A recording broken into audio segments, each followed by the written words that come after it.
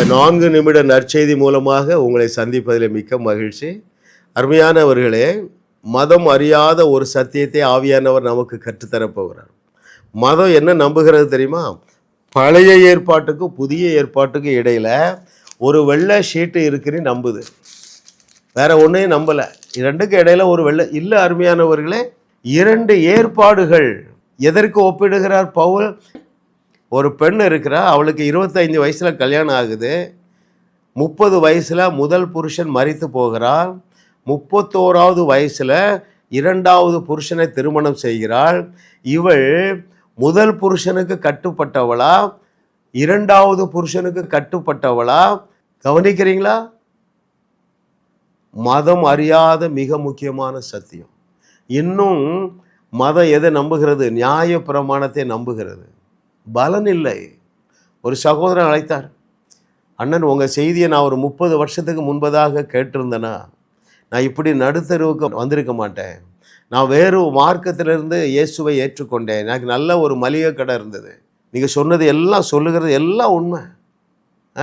ஒரு பெந்தேகோஸ்தே சபைக்கு போனேன். முழு நேரமும் நியாயப்பிரமாணத்தை தான் போதித்தார்கள். முழு நேரமும் மனித நீதியை தான் போதித்தார்கள். ட்ரெஸ்ஸை மாற்றி பார்த்தேன்.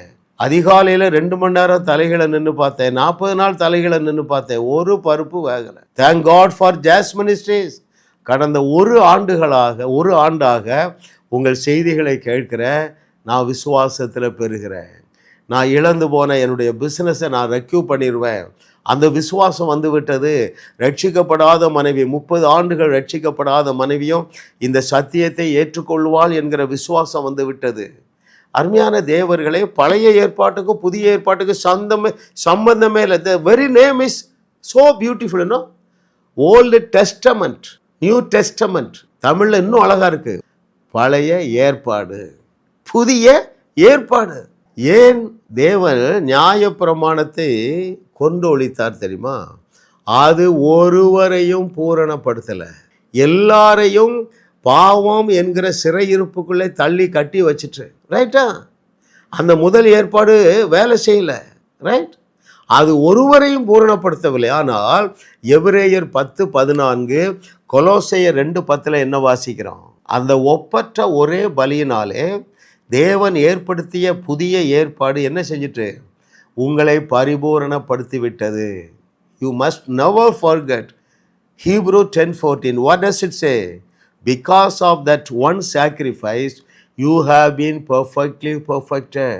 பழுதொன்றுமே உன்னில் இல்லை, இயேசுவே உனக்கு தகுதியானார். பழுதொன்றுமே உன்னில் இல்லை, இயேசுவே உனக்கு நீதியானார். இயேசுவே உனக்கு பரிசுத்தமானார். இயேசு உன் நீதி, இயேசு உன் பரிசுத்தம், இயேசுதான் உனக்கு தகுதியானார். இதுக்கு மேலே ஒன்றும் வேண்டியதில்லைங்க. உங்கள் அப்பா உங்களை குறித்து சந்தோஷமாக இருக்கார்.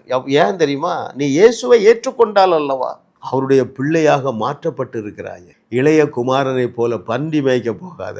ஒழுங்கா அப்பாட்ட வந்து சந்தோஷமாயிரு.